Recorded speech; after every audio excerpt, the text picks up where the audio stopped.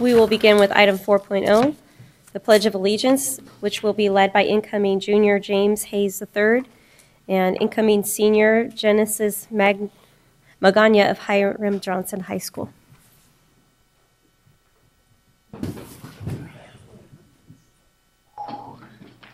Are I speaking to this? All right. I pledge allegiance to the flag of the United States of America,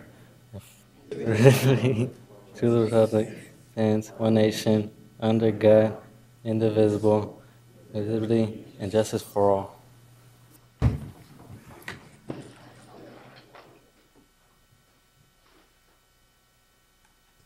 James Hayes, Yes. a junior at Hiram Johnson High School, has been a major influence on the students during the Summer of Service Program 2012 in the area of prevention and intervention.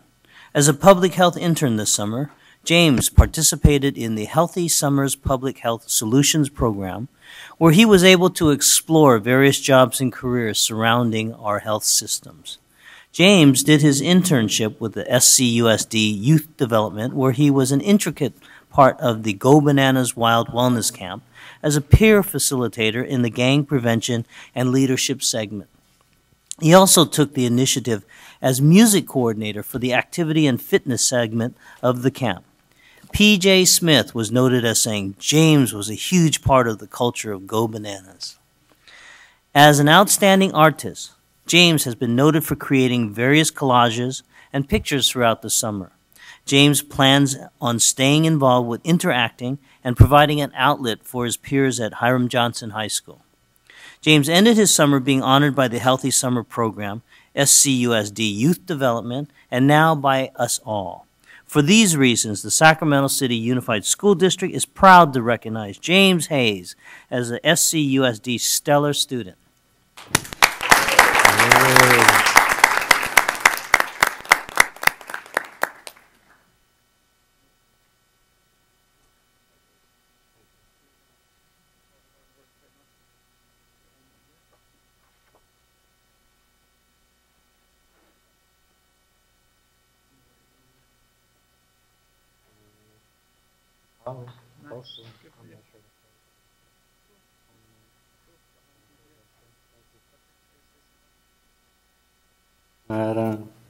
First, I'd like to thank my parents, especially my dad, for taking me to all of this and the trips to the schools. I'd like to thank the school board for the opportunity to get in this. And Panacea's not here, but I'd like to thank them and everything. I had fun, and hopefully I can do it again. So thank you.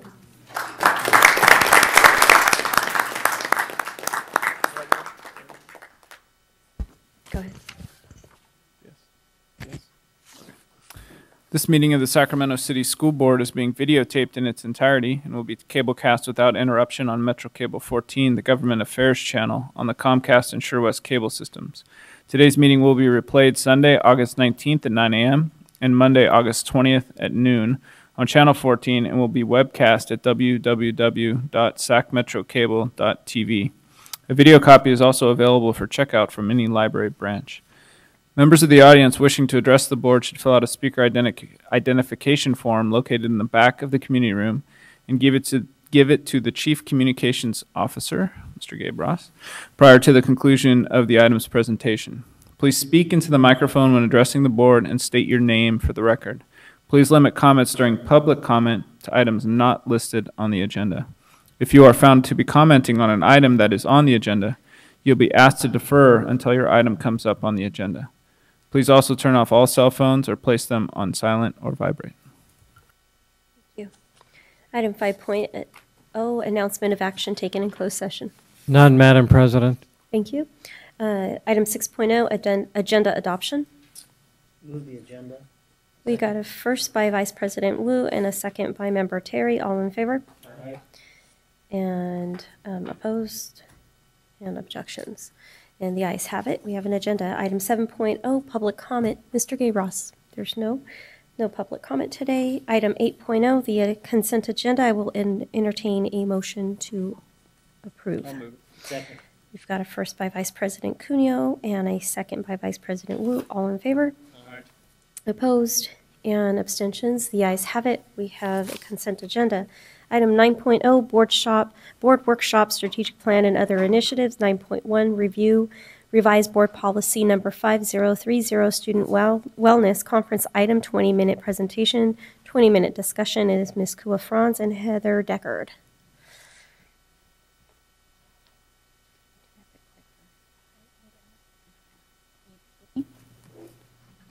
Yeah, let me need the clicker.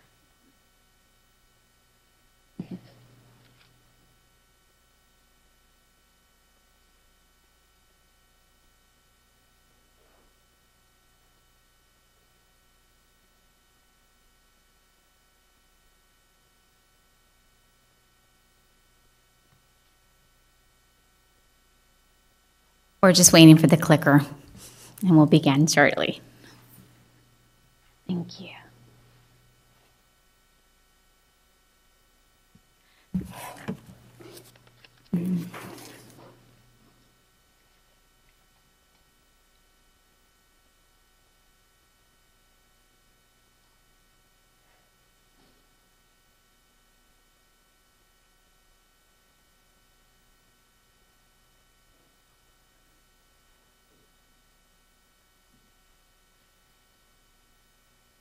Under slideshow.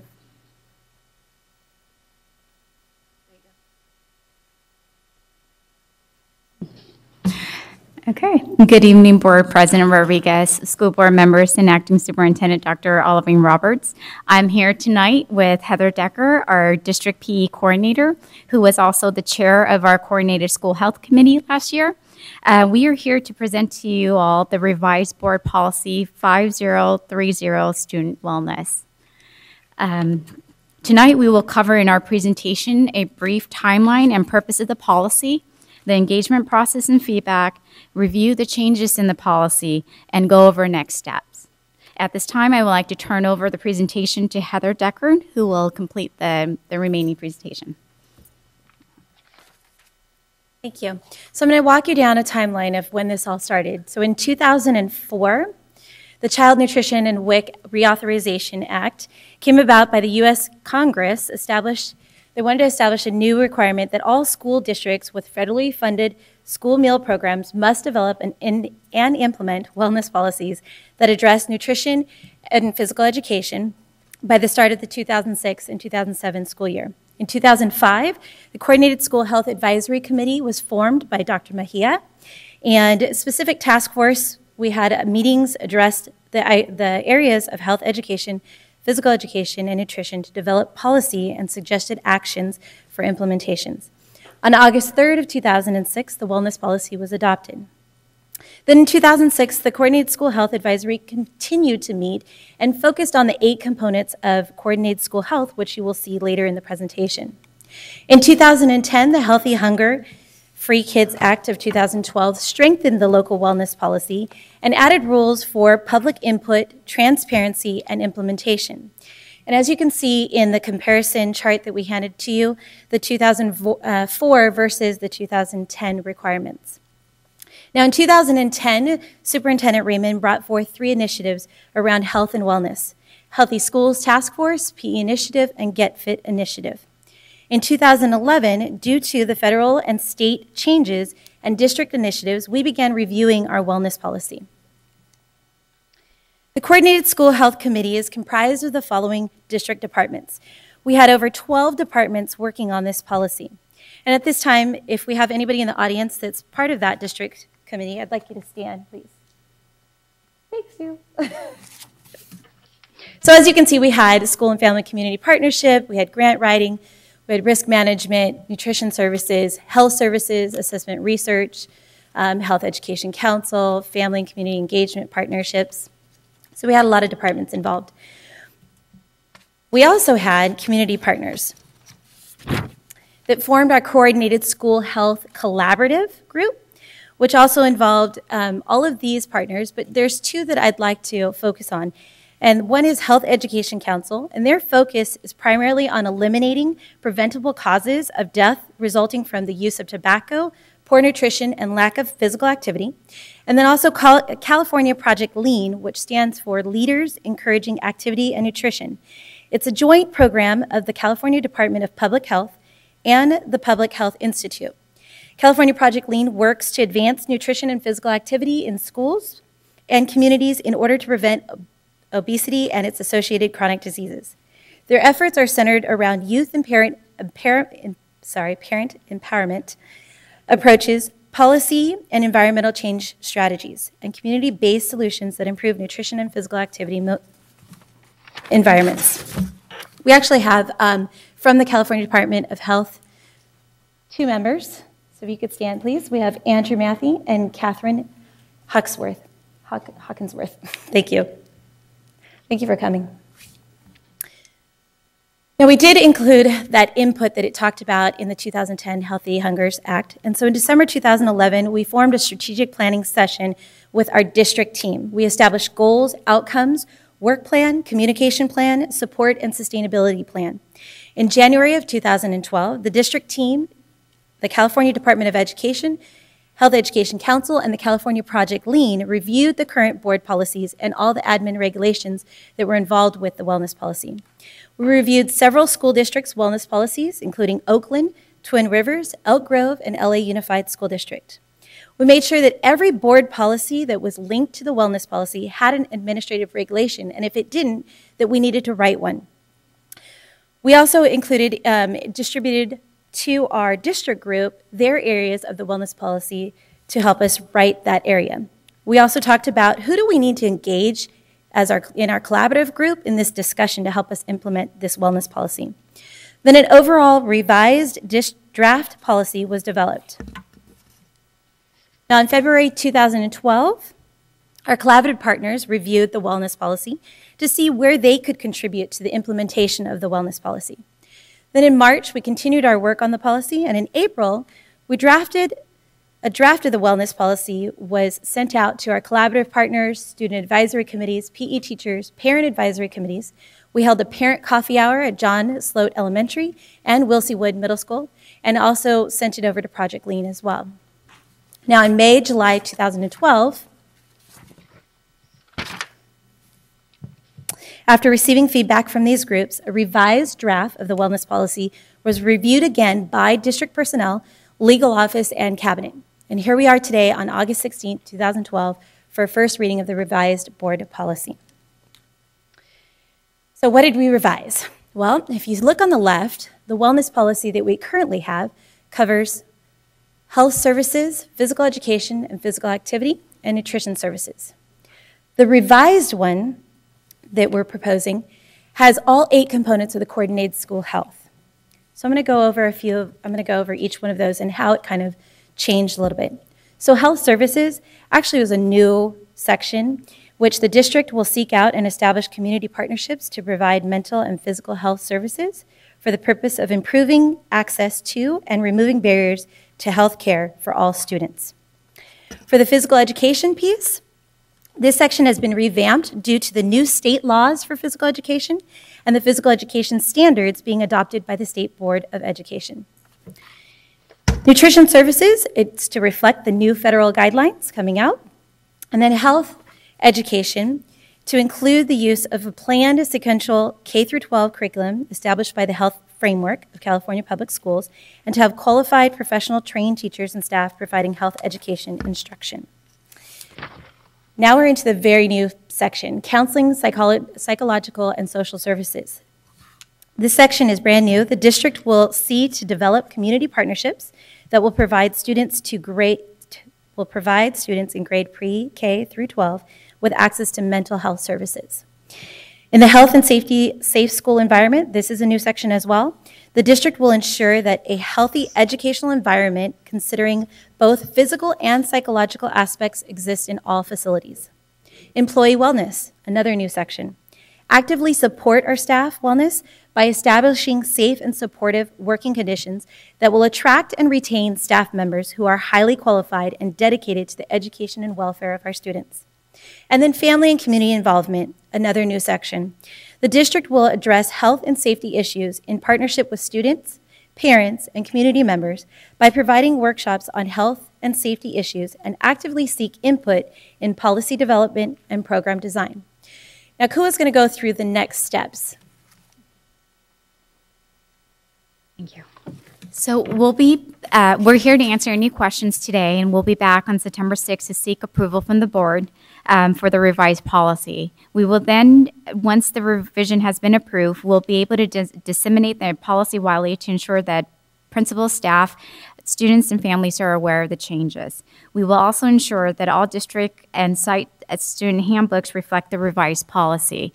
We're going to continue to work and support our coordinated school health committee. We're going to continue the work around our healthy food task force, our Get Fit initiative, and our PE initiatives, and then develop and disseminate the administration regulation that will accompany this board policy.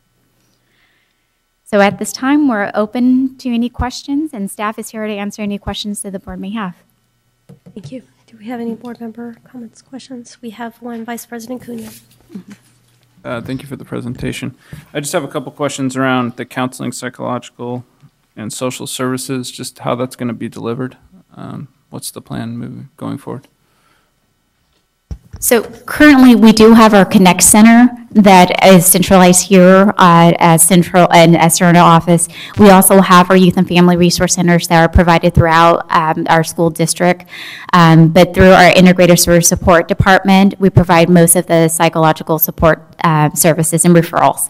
A lot of it is working with our community partners and ensuring that we're connecting families to the appropriate services. Okay, thank you. And the second question I had, so, you know, when I first got here, I toured Hiram, and they have the health clinic over at Hiram. I just wanted your thoughts on that sort of model, whether it's worthwhile, whether it's a goal, or if it's too expansive for us right now, or kind of what you're thinking around making our high schools and kind of integrating this kind of a health clinic aspect, not only for the kids at the school, but maybe the surrounding community as well. It is definitely a planning process. I can assure you that, but it's something that with working with our community partners right now with the school-based health clinic at Hiram Johnson, we're directly working with community partners to provide those services, and then looking at the space that are available to deliver the service. We are writing joint grants so that financially there is this share accountability, and we're also looking at other ways to support the work. But it is definitely something that we see that's a dire need in our communities, making sure that not only are they gaining access to a great education, but then also that they're addressing their health needs as well. I guess I can ask another, like, what would stop us from planting a health clinic in each high school? Money, of course. There's a couple things. I want to say, obviously money. The other piece is, again, it is a planning process. The other piece is looking for the right partner, making sure that we're bringing in partners that will work within our parameters as well. You know, there are certain regulations that we have to work under. So those are the only barriers that I see, but it's just a planning process. It's more about looking at which school sites are wanting this, and then the partnerships that are available out there, and then the funding and planning that goes into that's involved in it. So is that a specific goal of yours to do something like that, or you think it's too, or do you have, or yes or no? I guess. Yes, I mean we continue to seek this as an opportunity for all of our comprehensive high school. We feel that it is an opportunity to provide health care and health access to our communities. So in our integrated service support and health services division, we continue to look at ways to embed a school-based health clinic model. The other piece is looking at ways to look at our surrounding partners. So if it's not embedded within our school facility, how do we ensure that we know where our partnerships are so that we're leveraging on those supports? Okay, thank you. Okay, sorry. Member Kennedy. Just real great stuff. You know, I love this. But I'm just curious, because of the Healthy Food Task Force, and you did mention it, how do you foresee, because that's kind of more of just an advisory type of, though I'm proud of the work it's done, it's not, a board policy driven. How you foresee them working together? So the Healthy Food Task Force is part of our larger collaborative. So as you know, we have our coordinated school health committee, which is staffed by district and personnel. Right. But then our collaborative is any partnership, any task force, like our Healthy Food Task Force, that's interested in ensuring that we're looking at student health and wellness. So we see them as a collaborative partner. When we continue to have our collaborative meetings, we ask them to be part of that meeting as well. We see them informing the work that we do, as well as a department and as a district. We definitely see that as an advisory role. So will you be reaching out and looking for input from like the co-chairs or yes. That type of Yes. Okay, thank you. Okay, I have one question and then we'll go into public. We have one public comment on this. But on this, I was wondering, when do you envision this coordinated school health committee to begin? Because I do see that in the policy, the way it's written, board representatives would be required to sit on this committee. So, so just so that the board chair is prepared to appoint somebody, when do you see this committee starting? So it's ongoing, I want to say, and we definitely would like to have board representation on the coordinated school health committee. So it's just a matter of us reconvening for the year.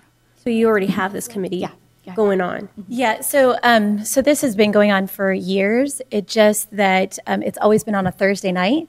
So that's why we haven't had really, board representation. But we've actually switched it this year. So we now have it on a Wednesday night, so that we could have that as a possibility of a board member being on it.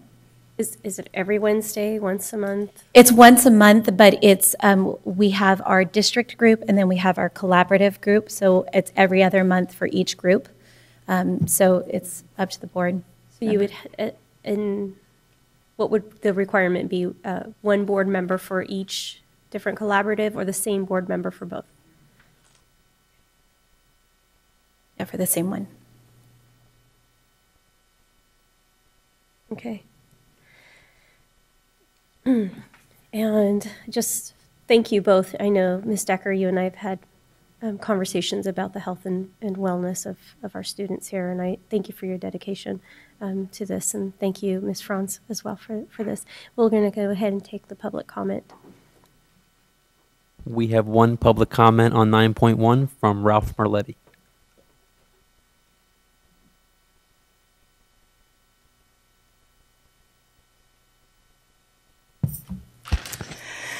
Good evening, Superintendent Representative and School Board, and also the Health Policy Committee. I'm not sure which to address this to, or perhaps both would be the best idea.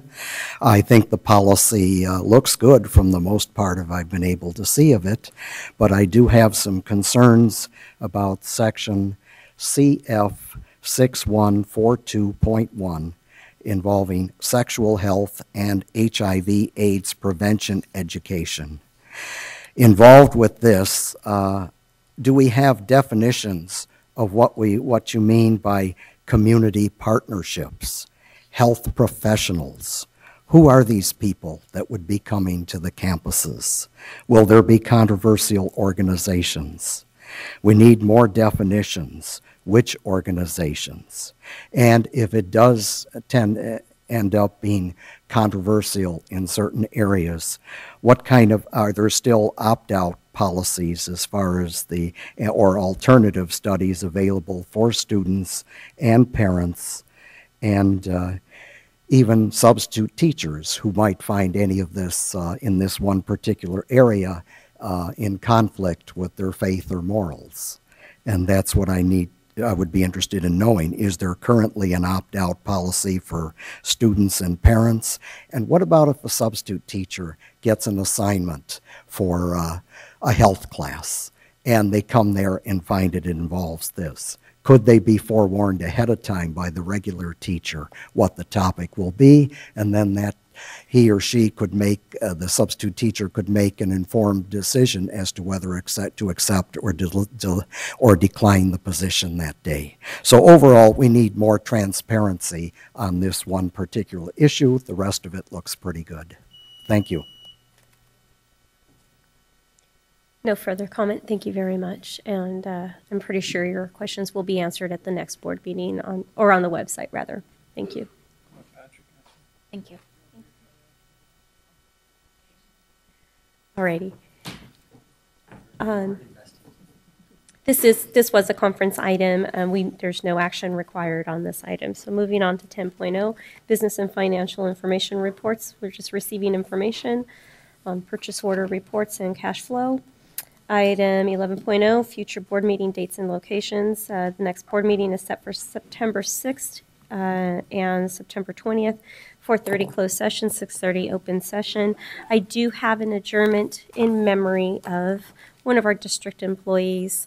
So I'd like to adjourn in her memory. And I'll read the statement and then I'll take a motion to adjourn. This meeting is being honored in memory of Valerie Harris, Safety Office Technician in the Safe Schools Office, who passed away on Wednesday, August 15th, 2012. Valerie began working for Sacramento City Unified School District 36 years ago. Valerie was a dedicated employee and worked in several positions that served our youth and community. Her positive attitude and amazing smile will be tremendously missed by those who came in contact with her. Our condolences go out to her family, coworkers, and friends. If I can ask for 1 minute of silence, and then I'll take a adjournment.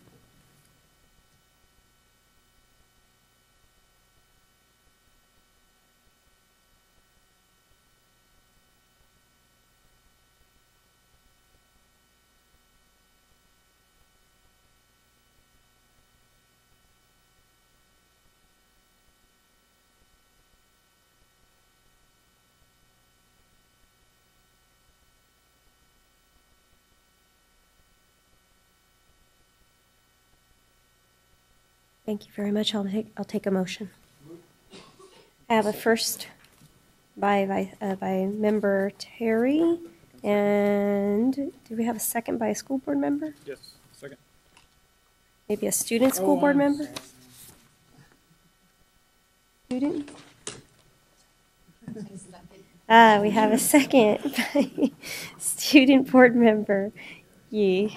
So first by Member Terry and a second by student board member Yee. All in favor? Aye. Opposed? And abstentions? The ayes have it. The meeting is adjourned. Thank you all for your attendance.